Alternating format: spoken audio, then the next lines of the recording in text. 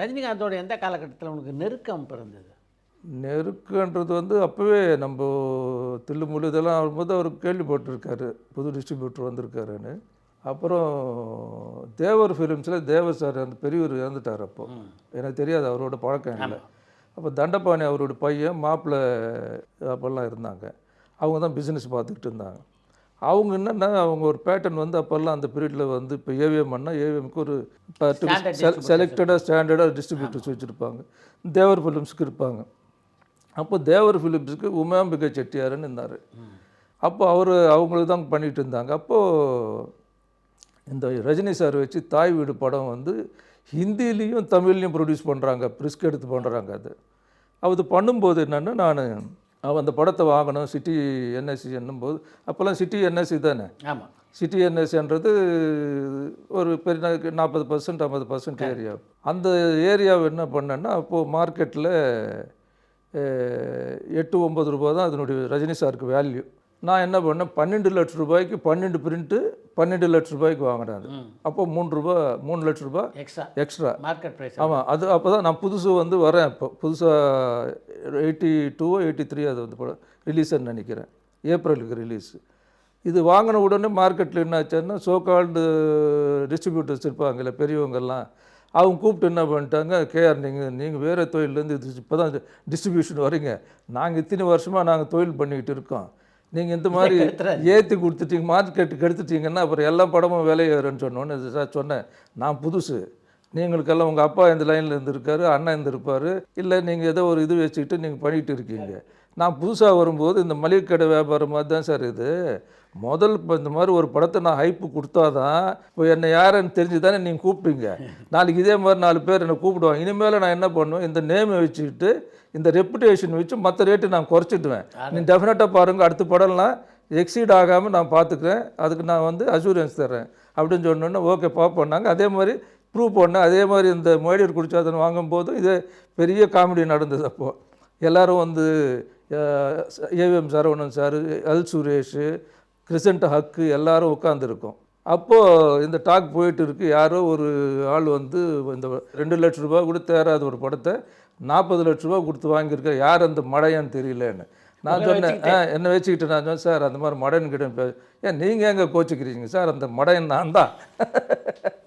என்ன சரவணன் சாருக்கெல்லாம் ஒரு ஷாக்கு, என்ன கேஆர் இது எப்படி எந்த தமிழ்நாடு ரஜினி படம் விற்காது அந்த ரேஞ்சுக்கு என்ன ஐடியா வச்சு, நான் ஒரு ஐடியா வச்சுருக்கேன், அந்த ஒரு ஐடியாவில் தான் நான் வாங்கினேன்னு சொல்லும்போது அவங்களுக்கு உண்மையில் ஆச்சரியம் தான். அது எப்படி ஒரு டப்பிங் படத்தை போய் நீங்கள் எப்படி இவ்வளோ கொடுத்து, ஏன்னா யாருக்காவது இருக்குல்ல, ஏன்னா பிஸ்னஸ் பீப்புள் அவங்க அவ்வளோ எக்ஸ்பீரியன்ஸ் இருக்குது, பெரிய பெரிய ஜாம்பவானுங்க அந்த மாதிரி இருக்குது. அது அந்த மாதிரி ஒரு டிஸ்கஷன் அனுபவம் அந்த காலத்தில் அப்படி இருந்தது.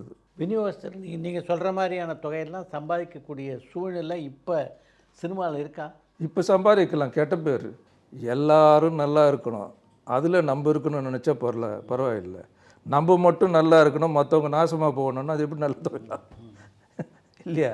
சொல்லுங்க உனக்கு அனுபவத்தில். அதுதான் இப்போ நடந்துக்கிட்டு இருக்கு. இப்போ பண்ணுற முறையே சரி கிடையாது, இந்த மெத்தடும் சரி கிடையாது.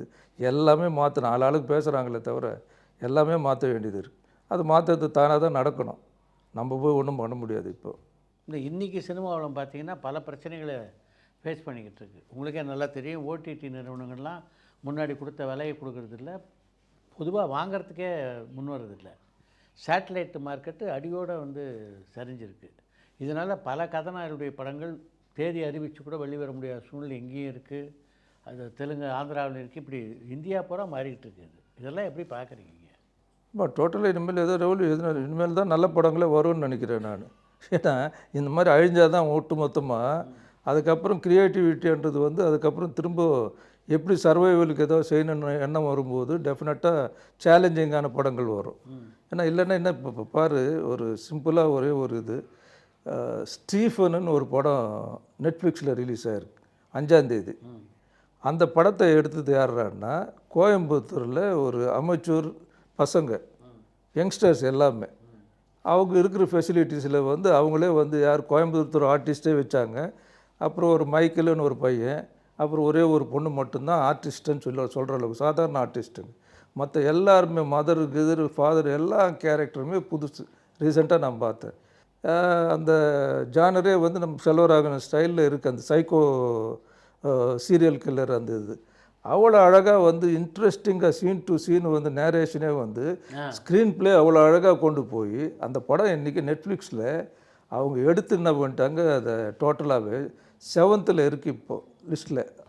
அது மட்டும் இல்லாமல் 18 லாங்குவேஜில் வந்து அது டப் பண்ணியிருக்கான், 33 லாங்குவேஜில் வந்து சப்டைட்டில் போட்டிருக்கான். ஸோ எப்படி ட்ரெண்டு மாறுது அதை பார்க்கும்போது, அந்த பையனை பார்க்கும்போது தனுஷ் மாதிரி இருக்கு பர்ஃபார்மன்ஸ் எல்லாம். ஸோ இப்படி ஒரு புதுசாக வந்து உருவாவதுக்கு வந்து இனிமேல் அந்த மாதிரி எல்லாம் வரும். ஏன்னா இவங்க ஒரு பக்கம் ஒரு அழிவு இருக்குது, இன்னொரு பக்கம் என்னன்னா க்ரியேட்டிவிட்டியும் வந்து டெவலப் ஆகிறதுக்கு வேறு ஒன்றும் பண்ண முடியாது. அந்த மாதிரி கெட்டு போச்சு டோட்டலாக வந்து. அது பல ரீசன் இதெல்லாம் சொன்னோம்னா அவங்க ஃபீல் பண்ணுவாங்க. இப்போ இனிமேல் உங்களுக்கு இப்போ ஓடிடியில் வந்து இப்போது இடையில் வந்து ஒரு பிஸ்னஸ் அது வரணும், ஓடிடி கிடையாது. அதனால் என்ன போச்சு, சேட்டலைட் செத்து போச்சு. இப்போ சேட்டலைட் இது ஏன்னா ஓடிடிக்காரங்க முதல்ல வரும்போது என்ன பண்ணிட்டாங்க, அவங்களுக்கு பிஸ்னஸ் தெரியாமல் இப்போ ஏதோ கண்டுபிடிச்ச மாதிரி பேப்பர் வியூ அந்த மாதிரின்னு சொல்லிட்டு பிஸ்னஸே வந்து வேறு மாதிரி திருப்புறாங்க. இவங்களை யார் வாங்க சொன்னாங்க இவ்வளோ விலை கொடுத்து? பெரிய ப்ராஜெக்ட்டுங்களை 150 கோடி 100 கோடி 120 கோடின்னு சொல்லி கொடுத்து ப்ரொடியூசரும் கெடுத்து அந்த பணம் அந்த ப்ரொடியூசருக்கும் போகாமல் ஆர்டிஸ்ட்டுக்கு போய் இப்படி பரவி ஆர்டிஸ்ட் மார்க்கெட்டு சடனாக ஒரு பூம் ஆச்சு. எப்போவுமே இந்த மாதிரி ஒரு ஃப்ளக்சுவேஷனு இந்த மாதிரி எல்லாம் வரும்போது என்னென்னா இன்னொரு கெடுதலும் நடக்கன்றது சிந்திக்கணும்.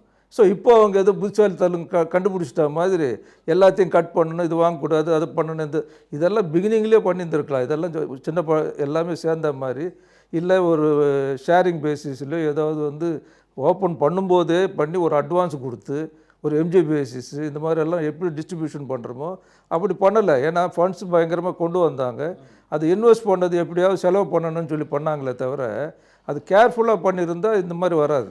ஸோ நிச்சயமாக இது வந்து இண்டஸ்ட்ரிக்கு இது ஒரு விஷயத்தில் பார்த்திங்கன்னா நல்லது.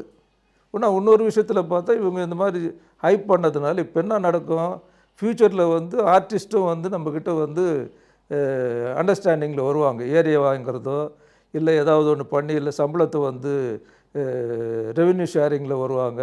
இந்த மாதிரி வர்றதுக்கான வாய்ப்புகள் இருக்குது. அதனால் சினிமா அழிஞ்சிடாது.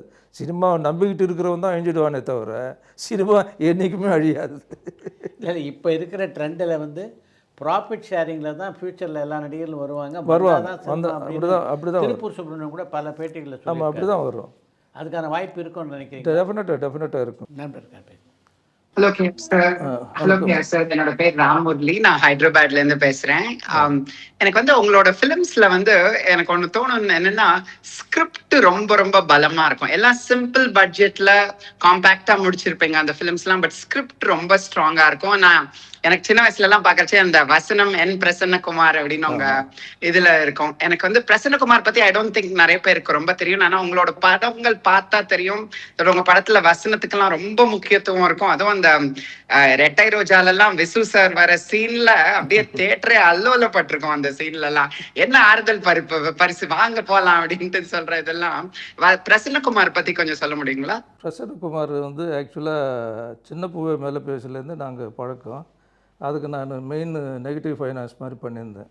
ஸோ அப்போவே நல்ல ரைட்டர் அவர் ஒரு பேங்க்கில் இருந்து ரிசைன் பண்ணிவிட்டு சினிமாவினர் கும்பகோணத்துலேருந்து வந்து இவங்க இந்த ராபர்ட் ரேஸோட சேர்ந்து அந்த படம் பண்ணாங்க. அந்த படம் பண்ணும்போது எனக்கு நல்ல ரேப் அவரோட. சரி, நான் டைரக்ஷன் பண்ணும்போதும் நீ எனக்கு ரைட்டராக இருப்பேன்னு சொல்லி கூடவே இருந்தார். ரொம்ப டேலண்டடான பர்சனு.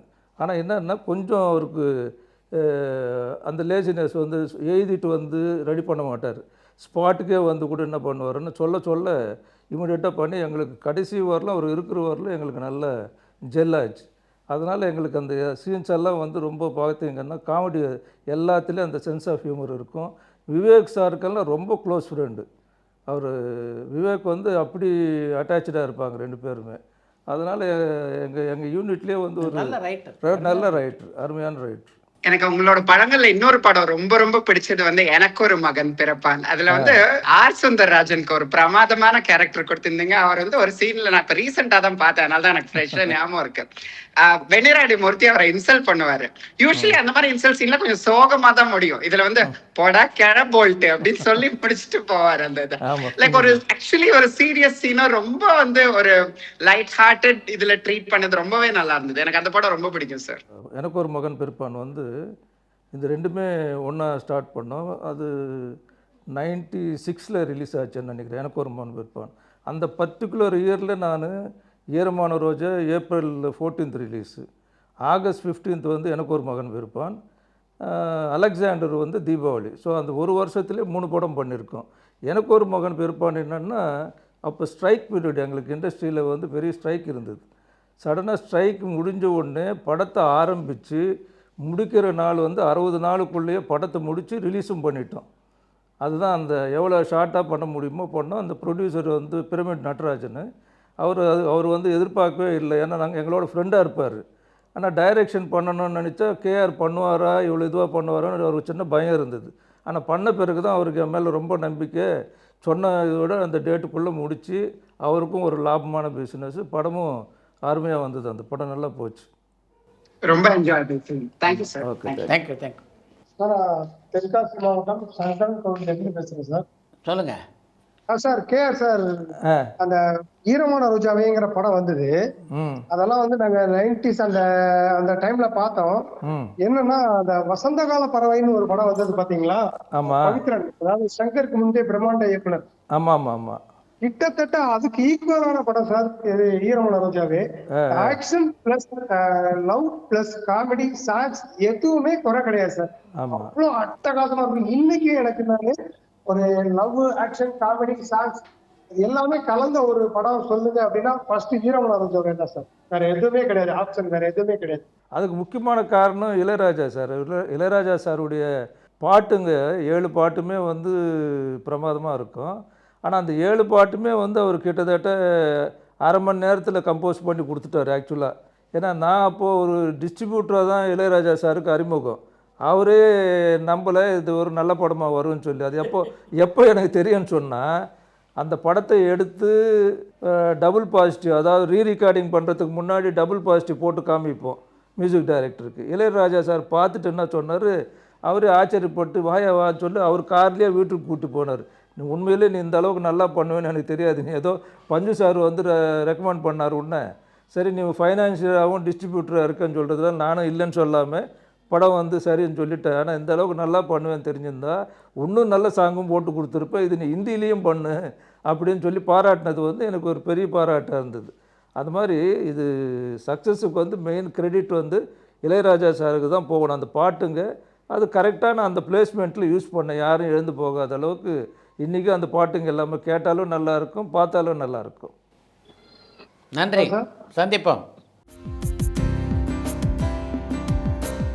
பல துறைகள் நீங்கள் பார்த்தீங்க. இதில் டிஸ்ட்ரிபியூஷன், எக்ஸிபிஷன் ரெண்டும் உங்கள்கிட்ட இருக்குது. இதில் எது வந்து உங்களுக்கு சிஸ்டம் சரியாக இருந்தது அன்றைக்கி?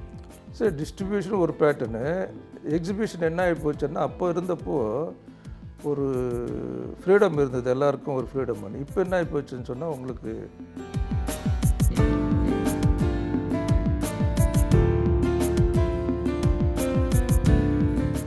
நீங்கள் திரைத்துறையில் பல பணிகள் இருந்திருக்கீங்க. இதில் உங்களுக்கு சிக்கலாக இருந்தது அப்படின்னு எதை சொல்லலாம்? இப்போ எல்லாமே சிக்கல். படம் எடுக்கிறதுல போனால் தொழிலாளி மதிக்கிறது இல்லை.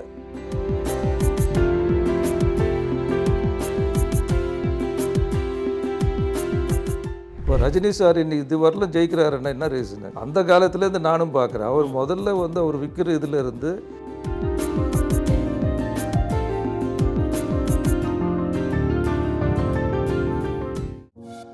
பரபரப்பான சினிமா செய்திகள், நட்சத்திரங்களின் பேட்டிகள், சினிமா வரலாறு ஆகியவற்றை பார்க்கவும் படிக்கவும் உங்களுக்கான இணையதளம் tourantalkies.co.